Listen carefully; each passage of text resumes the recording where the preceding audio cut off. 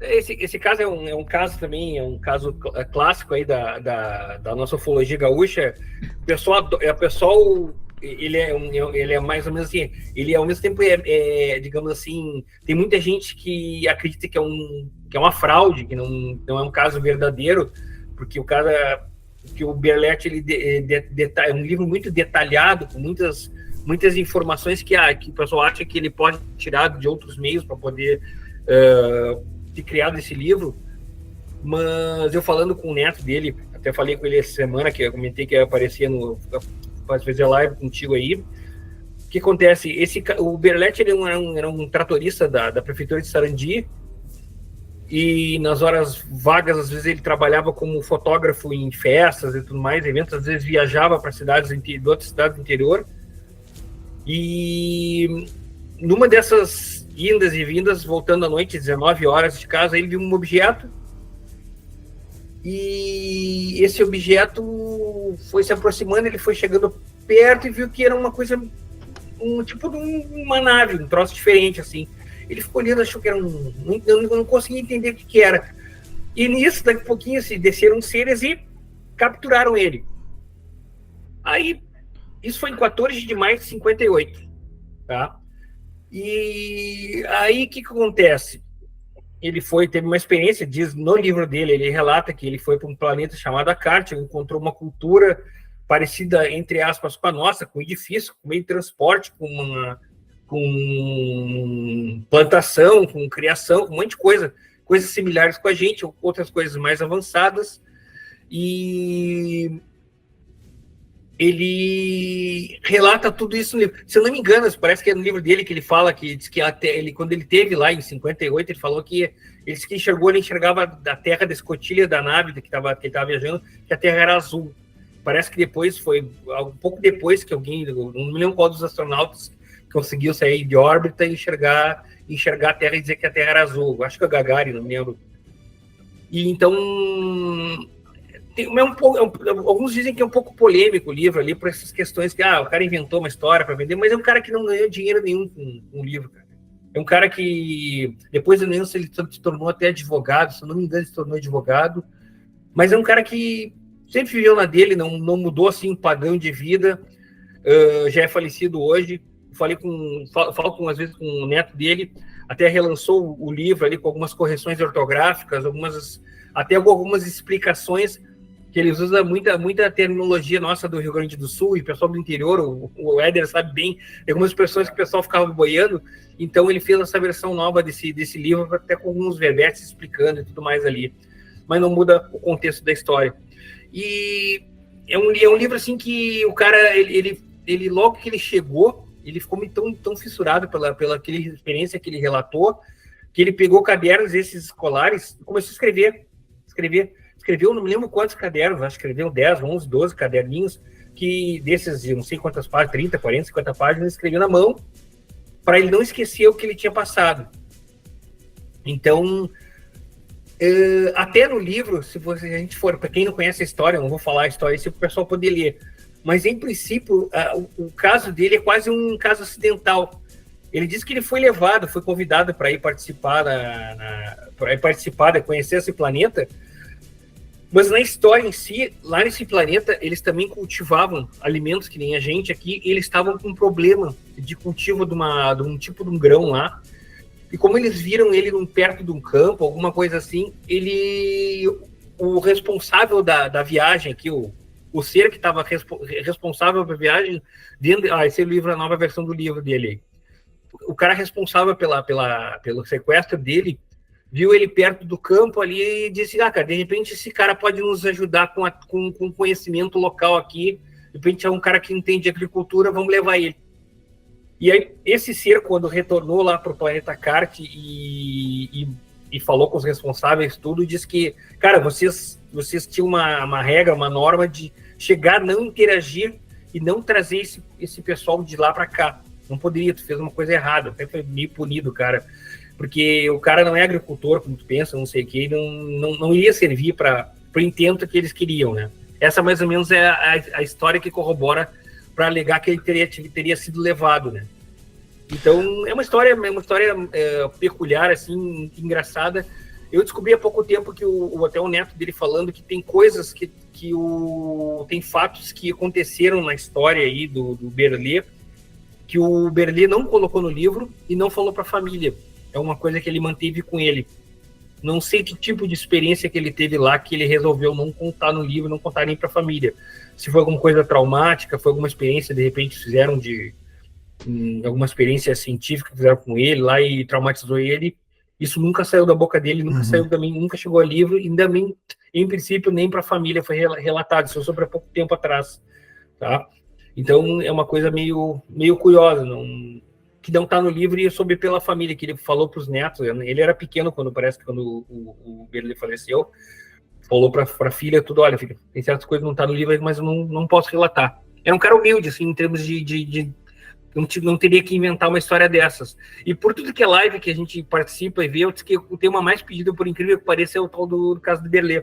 O primeiro livro que vocês estão vendo ali, a capa, o topo amarelo e o branco, até achei que era o primeiro, depois fui ver que era até com o Alisson Neto, que esse é o primeiro livro. O segundo livro é a versão anterior aí, e a capa verde ali que apareceu é a última versão agora presente. E o negócio de falar na tela também, tipo celular assim, de falar, vídeo, conferência. Tem várias coisas, né? Tem várias coisas que ele relata, que tem gente que diz que ele poderia ter absorvido essas informações e ter colocado no livro, como dizem que, como ele tem se esquecer, ele vem de próprio punho, que escreveu lá desde que depois da experiência em 58, logo que ele começou, retornou para a Terra, ele começou a escrever o livrinho.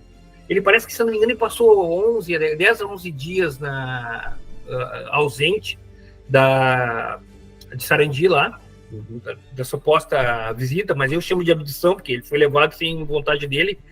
E o engraçado é que o pessoal pergunta, eu até perguntei pro Alisson, pro Neto, cara, mas ele ficou 11 dias e a família não entrou em pânico nem nada. Como ele tinha essa função de fotógrafo de festa, ele não tinha carro, ele tinha que estar pegando condução, carroça e se espalhando, às vezes, ali. Diz que ele, às vezes, ficava alguns dias ausente de casa, e o pessoal não estranhava, não se preocupava com isso. Ele deve estar fazendo comum, trabalho, né? fazendo alguma coisa. E aí ele, depois que ele retornou, que o pessoal ficou, não, aconteceu toda essa história aí. Ele em 72 foi fazer uma palestra na Alemanha, se eu não me engano. O pessoal estava enlouquecido por causa dele, porque esse caso foi publicado em alguns, se não me engano, em inglês, alemão, se não me engano, espanhol. Tem 2 ou 3 versões desse livro em outras línguas aí. E na Alemanha ele teve que palestrar, ele foi palestrar, pediram para ele palestrar, mas já aí vê, 58 para 72, quantos anos depois. E interessante também que os integrantes da nave se comunicaram com ele em alemão, né? Ele fala a história dele, que ele foi recebido num conselho lá e falaram, ele começou a falar, os caras falaram e ele não entendia nada, aí depois ele tentou se expressar. Aqui é muito comum no interior, aqui como tem várias imigrantes aqui de italiano, às vezes tem francês, tem alemão. Pessoal que saiu da guerra também, né? Mas muito por causa da descendência da imigração, né? Sim. Então o cara aprende a falar algumas palavras ali em italiano, em alemão, e ele vira uma mistureba, falou né? várias línguas e acabou falando em alemão, e o cara entendeu ele e começou a se comunicar com o pessoal em alemão. Esse caso do Bezerra aconteceu em outubro de 1970, foi pesquisado pelo grande ufólogo aí, pesquisador, o José Vitor Soares, um português, radicado aqui no Rio Grande do Sul. Ele morou em Alegrete um período da vida dele, e depois morou aqui perto de Porto Alegre, em Gravataí, uma cidade menor aqui, da grande Porto Alegre. Ele é um pesquisador aí nato já, um grande pesquisador, um dos maiores ufólogos que o Rio Grande do Sul teve aí, junto com o Felipe Machado Carrion, aí, digamos, com outros aí que tiveram também. E ele pesquisou esse caso. O que acontece? Ele morava na cidade de Alegrete. Isso aí aconteceu no finalzinho do mês de outubro de 70, numa localidade chamada Palma Velha, uma fazenda. Acho que tem um mapa aí, Cleiton, do local, e também tem um croquis, eu acho que eu coloquei um croquis. Tá, o que acontece? Tinha duas pessoas aí, deixa eu me lembrar do nome dos caras aqui, só para não falar bobagem aqui. Eu tenho aqui, peraí. Era o seu era o seu Pedro Trajano e Eurípides, filho. O seu Pedro tinha 66 anos e Eurípides 23, se eu não me engano. Ou era um senhor já viúvo, tá? Eles estavam cuidando ali do gado nessa fazenda, Palma Velha, os dois sozinhos na fazenda ali cuidando, o proprietário não estava, e estavam colocando aqueles remédios que colocam no gado para peste, pragas e tudo mais, e separaram parte do gado e só tava com essa vaquinha aí, ó. Essa vaquinha aparece bem à direita na foto. Essa vaquinha, separaram o bezerrinho dela, deixaram amarrado, solto ali a vaquinha amarrada. E estavam cuidando da vaca. E aí começou eles concentrados na vaca, aplicando injeções e tudo mais ali, produtos na vaca. E daqui a pouquinho começou um barulho de mugir, e viram a vaquinha, essa vaca olhando em direção ao bezerro, os outros animais meio agitados, e eles observaram que o bezerrinho estava ali meio levitando, saindo do chão. Nossa. E indo em direção aí ao campo, mais ou menos, como se diz. Depois tu vai ver naquele croquis ali, ó. Esse croquis, o que acontece? Esse croquis, eu consegui descobrir o atual proprietário da fazenda, que vem a ser sobrinho dos donos da época do caso. Inclusive, esse sobrinho, que é o atual proprietário, é um agrônomo. Ele não sabia do caso, por incrível que pareça, não sabia o caso do tio, nunca sabia que esse caso. E eu mandei o croquis, essa imagem da direita do livro, que é esse caso aí, ele ficou conhecido, José Vitor Soares, e quando ele descobriu o caso, ele publicou um boletim dele, que até mostrei, apareceu agora há pouco, tu mostrou aí, um boletim dele, e isso aí ele trocou informações com outros ufólogos do mundo, isso aí aparecia em diversos boletins de outras entidades ufológicas do mundo todo. Aí, num boletim francês, se não me engano, eles fizeram esse croquisinho aí, bonitinho, tá? E eu mandei pro sobrinho, o atual proprietário, para ele tentar me explicar. E ele me mandou no mapa da localidade para mim tentar entender. Aí tu mostra aquele croquis lá, que apareceu o croquis com a foto, com a imagem, desenho, aí, ó. Aí ele me corrigindo, ele mostrando os pontos onde que poderia ser cada entrada. Aqueles pontos amarelos ali são as torres de transmissão de energia, que tu enxergar, tem no desenho, tem 2 torres de transmissão. E eu coloquei um quadrado preto ali, eu imaginei onde era a cerquilha, mas ele me disse que a cerquilha seria no ponto azul. E a parte atrás, o traçado vermelho é esse traçado do muro do desenho vermelho aí. Sim. O proprietário me explicou que seria. Eu falei com ele uns 2, 3 anos atrás, que eu acabei descobrindo ele sem querer, estava atrás dele para tentar descobrir do proprietário lá para descobrir, e eu acabei tendo sorte de chegar no proprietário atual, e não sabia do caso. E eu sei que esse caso se desenvolveu, esse caso foi relatado em tudo que é boletim do mundo todo aí, e é um caso bizarro, porque esse bezerro que ele começou, eles ficaram olhando assim, o animalzinho saiu levitando na horizontal, e daqui a pouquinho começou a subir na vertical. E aí, em determinado momento, não sei quantos metros de altura, o bezerro simplesmente, sabe, imagina que tu pega uma capa de invisibilidade, tu cerca o animal, tu pega uma roupa de invisibilidade, assim, toca em volta do animal e tu cobre com o animal e fica invisível. Isso que é uma coisa assim que eles viram. Só que duas pessoas ali, se eu não me engano, o menino ali não tinha nem primeiro grau, era bem... E o seu Eurípides, o seu Trajano também, eram pessoas de baixíssimo grau intelectual, não tinha estudado, só pessoas de campo ali, humildes. Eles ficaram olhando aquilo assim, entraram em choque, assim, disso assim, cara, isso não aconteceu. Não pode ter acontecido, a gente tá louco, alguma coisa. E eles pararam ali, deram uma respirada e continuaram trabalhando, porque eles tinham mexendo todo o gado. Só que o seu Trajano, como ele era o responsável pela lida da fazenda, ele ficou traumatizado. Disse, cara, o patrão vai chegar aqui, de viagem da capital, vim aí, e vai achar que eu roubei aquele bezerro, peguei aquele bezerro, me disse aquele bezerro, vai me descontar de mim, porque não vai acreditar em mim. E aí ele estava num dia num botequim tomando um negócio, ou foi fazer alguma coisa num secos e molhados aqui no mercadinho, pegar alguma coisa, encontrou um amigo que era médico, alguma coisa assim, e falou para esse amigo, o amigo notou que ele estava muito inquieto, estranho, e falou. E esse amigo, se eu não me engano, conhecia o José Vitor Soares. Cara, essa história não está mal contada, esse animal não pode acontecer isso. E aí sei que chegou no ouvido do José Vitor Soares, mas ele demorou essa história para sair do segredo, entre aspas, né? E eu sei que o José Vitor Soares aí foi investigar ele. Isso aconteceu em outubro de 70, o José Vitor Soares foi investigar isso aí, eu acho que em janeiro ou fevereiro de 71. E aí foi lá, entrevistou ele, tudo, tentaram entender o que aconteceu, mas foi isso. E aí virou um clássico aqui da ufologia, porque esse animalzinho sumiu. Levaram o nunca bichinho encontraram embora, nada. Esse é o boletim onde o José Vitor Soares relatou o caso aí. Boletim, para quem não sabe, pessoal, o Bia sabe, o Éder, tu também, sabe? Antigamente não tinha internet, era tudo feito à carta, datilografia, datilografava um caso, às vezes xerocava e a pessoa botava numa cartinha e mandava pro colega lá de outra cidade, de outro estado, de outro país, e ficavam trocando isso aí. E daí depois o cara tinha um calhamaço, uma enciclopédia de vários boletins ali para poder registrar, porque não tinha internet na época. Hoje tudo tu publica num blog, publica num Face ali, tá registrado, mas antigamente não tinha boletim, não tinha isso. O pessoal chamava de boletim ufológico, que é uma delícia de ver isso aí, tem muito caso legal de ver. E aí o José Vitor Soares publicou no boletim do grupo dele. E esse é o famoso caso do bezerro arrebatado. Deixa eu... Fala, Éder. Não, levaram o bezerro. Quem disse que eu não gosto de carne, né? Coitadinho do bichinho, né, meu? Levaram o bichinho. Tem um monte, pegam de tudo, né? Não é só bezerro, pegam de tudo. Tudo que imaginar, eles podem pegar. Imagino que a gente não vê, né? Tem caso de pegar peruca, dentadura. Nossa. Esse caso ali que eu te falei, 54, caras queriam pegar, estavam roubando pé de feijão e pé de milho. Levam de tudo, cara. Imaginar, eles pegam de tudo.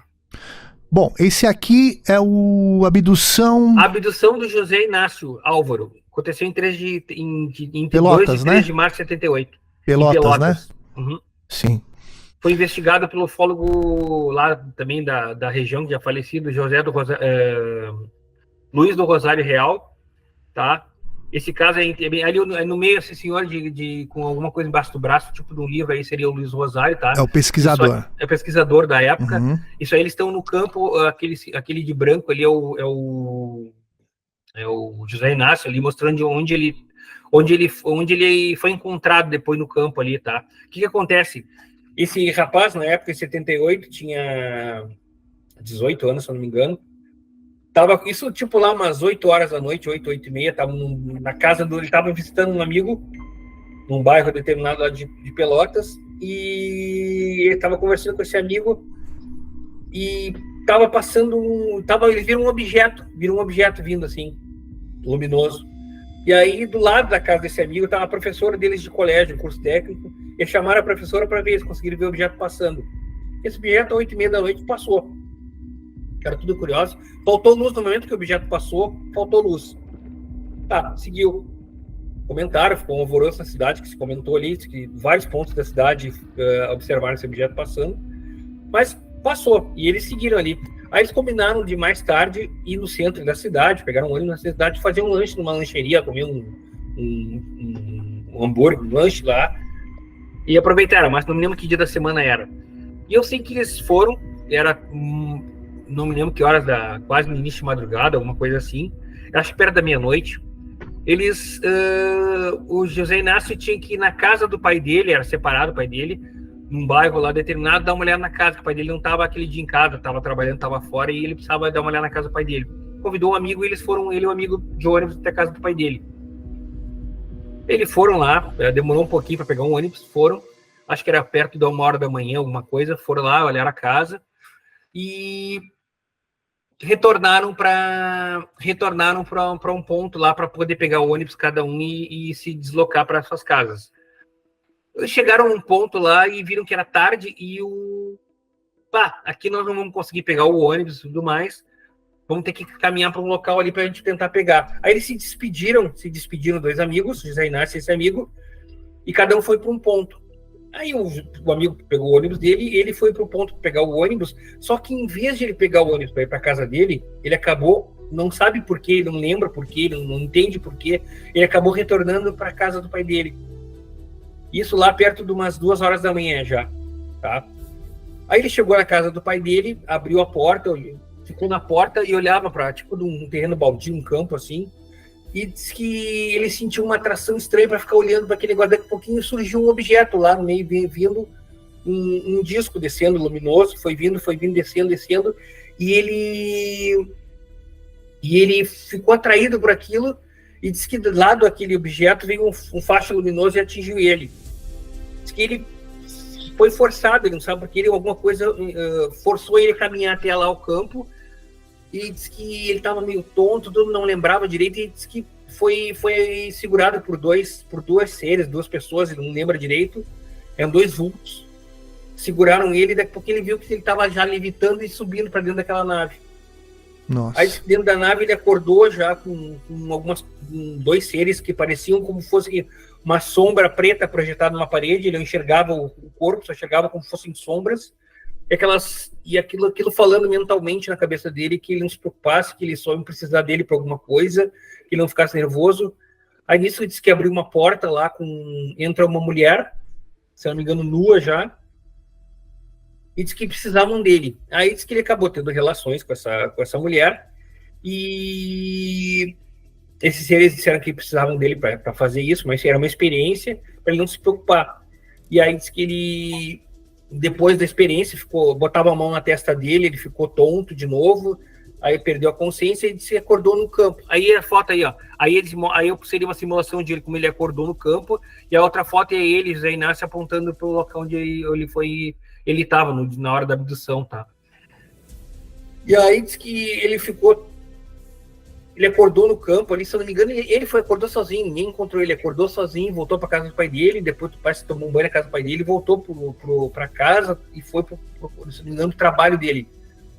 Aí um colega, ele comentou com um colega que teve uma noite muito maluca, ele não entendeu nada que aconteceu, e tinha alguns lapsos de lembrança, e procurou, o colega disse, cara, isso aí que aconteceu, alguma coisa com um disco voador, alguma coisa assim. E nessa cidade tinha esse famoso ufólogo Luiz do Rosário Real. Os dois saíram do trabalho e ligaram para ele e combinaram para ir na casa dele. Aí esse Luiz, o seu Luiz Rosário, pegou alguns professores universitários, professores, médicos e tudo mais, que faziam uma regressão hipnótica e fizeram uma sessão, uma entrevista com ele, uma regressão. Ele contou toda a experiência dele, a relação, tudo, e como voltou.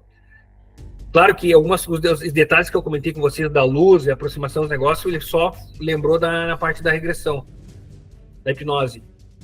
Aí ele teve essa experiência, relatou tudo. Aí depois, acho que isso foi de dois, foi o caso com o avistamento das luzes lá com a professora, com a vizinha, foi dia 2 de março, às 8h30 da noite, e a abdução se deu na madrugada do dia 13 de março. E aí a primeira entrevista que ele fez com o hipnólogo lá foi dia 16 de março, se eu não me engano, e a segunda regressão hipnótica que ele fez e contou exatamente a mesma coisa para outro hipnólogo, foi lá para o final de março, dia 30 mais ou menos. Então, depois se descobriu também que tiveram outras testemunhas desse objeto passando pela cidade, teve outros avistamentos, até eu descobri outros casos. Na região tinha gente pescando à noite em locais próximos ali que viram esse objeto vindo não me lembro, Santa Maria e passando ali por cima indo em direção a Pelotas. Então eu tenho 2 ou 3 casos que testemunham o pessoal vindo do centro de estado, objeto vindo para Pelotas, passando por cima de Pelotas. Se eu não me engano, esse objeto foi para a direção da Argentina, Uruguai. É um caso bem interessante. É bem interessante. O José Inácio hoje está vivo. Acabei descobrindo ele sem querer pela internet, aí no Facebook. Ele não está com o nome dele lá, mas ele é amigo ele ficou amigo de um ufólogo já falecido aqui meu, de Pelotas, o José Nussbaum Júnior, que acredito até ter investigado com ele, mas eu nunca falei com ele exatamente sobre esse caso.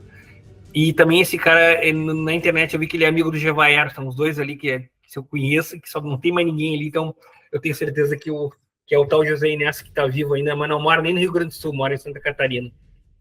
Mas é bem interessante. Esse caso aconteceu em 5 de outubro de 96. Ele ocorreu com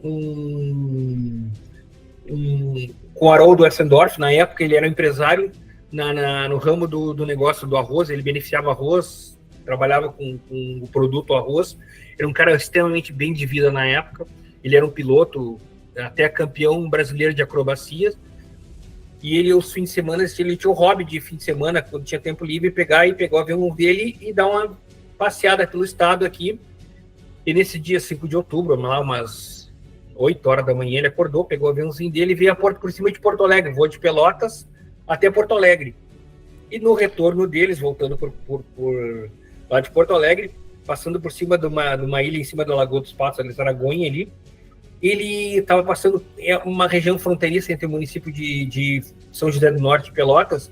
Ele observou esse objeto que o Cleiton mostrou, esse objeto piramidal aí, esse objeto cônico aí, piramidal, cor cobre, meio enferrujado, um negócio gigantesco, uma base mais ou menos de 100 metros, se eu não me engano, acho que uns 70 metros de altura, gigantesco. Ele olhou isso aí e ele disse que ficou assim, ele disse que o que é isso? Não tem asa, não parece ter hélice, não tem nada, e tá levitando, e lá parado em cima. Ele passou, deu umas 5 voltas em volta do avião, e aí naquela época ele já tinha celular, acho que era no celular, se não me engano. 96 Motorola, acho que aqueles os grandão daqueles. É mais pesado que o avião dele. E aí que ligou para ele na infância ele era gago. Diz que ele, quando ele ligou para a esposa, ele estava tão nervoso que ele começou a gaguejar de novo. Caramba. E ele passou a esposa não entendeu nada, ele passou a esposa passou o telefone pro filho para tentar entender, também não entendeu nada e desligaram. Papai, depois falamos contigo, não estamos entendendo nada que tá falando. E aí diz que ele se acalmou um pouco e passou um rádio pro aeroporto de Pelotas. O aeroporto de Pelotas é um aeroporto mais simples, assim, sem grandes estruturas. Agora não sei como é que tá, mas na época disse que não tinha radar, não tinha nada. Era só o comando. Só visual, né? E tinham 3 operadores ali dentro um responsável e mais auxiliares da estrutura ali da Infraero. E aí ele fez contato de rádio com esses caras e disse, olha, cara, tô vendo um troço aqui que vocês não vão acreditar. Por favor, me auxiliem aí vê se vocês de solo conseguem observar. Aí tava o Ayrton, que era o responsável, e o Gilberto e o Jorge Renato, que eram os auxiliares ali, desceram. Não, primeiro eles observaram aqueles binóculos grandões, observaram e enxergavam. Se não me engano, estava parcialmente nublado, mas eles conseguiram enxergar perfeitamente a silhueta do objeto pelo binóculo, um negócio gigantesco, o aviãozinho dele dando volta. Enxergavam de longe esse objeto. Então, que ele disse, cara, eu tô vendo esse negócio aqui e eu não tô louco, eu tô vendo, olha esse negócio aqui, vocês vão ter que testemunhar comigo, se já tiver que fazer algum relato, alguma coisa aqui para alguma autoridade, alguém para ver, eu só vou falar se vocês testemunharem junto comigo, eu não posso falar, cara, olha, eu sou um cara, um empresário conhecido da cidade aqui, um piloto aqui, falar um troço desse aqui, vão chamar de louco. Eles, não, cara, fica tranquilo que a gente tá contigo aqui, pode descer na base. Aí diz que já tinham outras pessoas, parece que já tinham visto em volta ali, e tinham ligado para a afiliada da Globo aqui, a RBS TV, lá de Pelotas, e jornal também, já tinham falado, e o pessoal estava se deslocando lá para a base, para o aeroporto de Pelotas. Diz que quando ele desceu com o aviãozinho, já estavam os 3 ali na pista, esperando ele, e o pessoal da imprensa querendo já informações e tudo mais. E eles, olha, eu tava pilotando, e tem esses 3 aqui para corroborar, que são da Infraero aqui, que viram também junto comigo, eu não tô louco. E aí diz que o pessoal realmente confirmou que ele viu. Aí esse desenho aí de um amigo dele, se não me engano, é um professor de faculdade, também artista plástico, fez esse desenho do protótipo. Que seria o que ele menciona? Que tinha sondas que saía e entrava desse Exato, objeto? Naquele momento que ele deu as 5 voltas em volta do objeto, ele disse que no momento lá em cima se abriu ele viu que lá em cima, eu acho que ele se elevou, começou a enxergar, ele subiu, ficou mais alto que o objeto, ele enxergou de cima. Parece até um vulcão isso aí, né? O topo lá em cima abriu uma escotilha, um negócio. E diz que saíram 2, imagina, a boca lá embaixo tinha uns 100 metros, tá? Mais ou menos de diâmetro. Sim. Lá em cima, diz que saíram 3 discos, formato clássico, e cada um para um lado. Aí ele se afastou, foi se afastando. E ele disse que no momento que esses objetos saíram, daquele buraco, aquele orifício que abriu lá em cima, saiu um feixe de luz azulado para cima, assim, pro céu, apontando pro céu, e aquilo começou meio, parece que, se não me engano, girar, e ele ficou nervoso, porque ele achou que aquela reação da nave em volta podia criar alguma turbulência, alguma coisa que ia afetar o voo dele. Com certeza. Então ele se afastou, e disse que o negócio sumiu. E aí ele foi pra Terra e aterrissou lá, e foi quando aconteceu o pessoal receber ele em solo e tudo mais, né?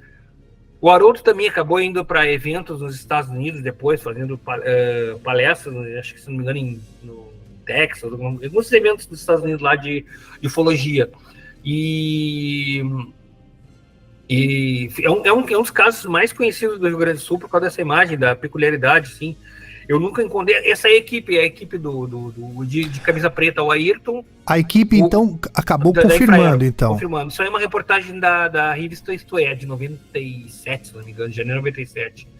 Aí o Ayrton de preto ali, o Gilberto, se eu não me engano, falecido já de camisa amarela com branco, e o Jorge Renato de camisa clara. Nossa. E você falando isso... Eu conheci, tive a oportunidade de falar pessoalmente em eventos com o Haroldo, uma pessoa gente finíssima, um cara extremamente bem esclarecido, Como eu disse, um piloto de acrobacia, campeão brasileiro de acrobacia de aeronaves. É um cara extremamente técnico nessa parte. Ele falando assim, o cara te dá uma aula sobre aviação. E é um cara extremamente bem centrado. Até, inclusive, uma coisa triste nessa situação toda, que o cara era um cara de posses, um cara de muitas posses, o Haroldo, cara. E depois que desse acontecimento na vida dele, ele teve sérios problemas aí com a questão pessoal dele, da vida dele. Mas você acha, porque entrou no ridículo, assim? Cara, atrapalhou a vida dele, cara. Só atrapalhou a vida dele. É mesmo, cara? Só atrapalhou. Coitado, hein? Só atrapalhou. Mas hoje gente finíssima, já é falecido. Mas só atrapalhou. Ele já é falecido, Márcio? Não, ele é vivo ainda. É vivo. Você já tentou contato com ele? Não, eu tenho contato dele, mas até eu tive num evento, a última vez que eu tive pessoalmente com ele foi em 2012, 2014. Um evento que a gente fez em Pelotas, até com esse colega Jorge Nussbaum Júnior, que é falecido. Ele tinha direto contato com ele nos programas de TV lá de Pelotas, com o Haroldo, tudo. Mas eu sei que o Haroldo estava meio afastado. Eu tentei contato com ele, Cleiton, para trazer ele no Brasil UFO, mas ele não se interessou muito, não. Ele tá meio eu sei, ele tá meio afastado desse negócio de vida pública ali. Eu não sei se ele gostaria de... Até o pessoal aqui em Porto Alegre, do Rio Grande do Sul, estava atrás dele para falar. Ele tá morando em Santa Catarina, se não me engano. Não sei se está ainda. Tem um detalhe aí que o Haroldo, durante o voo dele, ele fez contato com o Sindacta 2, se eu não me engano, que era Curitiba, porque como o pessoal não tinha radar em Pelotas, ele queria a confirmação de plot dos radares lá para confirmar confirmar via radar que os caras enxergavam, né? Os caras do radar diziam lá para do Sindacta 2 que não enxergavam nada, não viam nada e tudo mais. E aí diz que depois que aconteceu o caso e tudo mais, diz que acho que uma semana depois, o pessoal da aeronáutica foi atrás dele lá para falar com ele, para interrogar ele, fazer um relatório, aquele famoso tráfico hotel e tudo mais. Ele pediu a fonia, a gravação da fonia dele com o pessoal do Sindacta, porque depois parece que ele conseguiu uma cópia xerox lá do plot desse detecção do radar lá. E diz ele que em umas mudanças ele acabou perdendo essas confusões de vida, ele acabou perdendo era um xerox bem ruim lá que conseguiram, ele acabou conseguindo extraoficialmente a fonia por áudio com o Sindacta lá, diz que nunca quiseram ceder para ele. Você não viu nada porque não pode ceder, né? Mas diz que nunca quiseram ceder para ele. E aí diz que ele acabou se perdendo esse plot desse radar aí. Desse radar do objeto aí.